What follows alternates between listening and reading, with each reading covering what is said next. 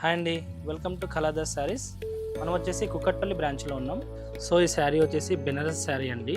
Light weight, చాలా light weight ఉంటుంది. అలాగే ఈ శారీ బాడీ పార్ట్ వచ్చేసి మెరూన్ కలర్ తీసుకున్నారండి. అలాగే ఈ బాడీ డిజైన్ అంతా కూడా all over zari weaving creeper స్టైలే తీసుకున్నారండి. అలాగే మీకు మధ్య మధ్యలో ప్యారెట్ అండ్ పీకాక్ డిజైన్ అనేది చాలా గ్రాండ్గా హైలైట్ చేశారండి.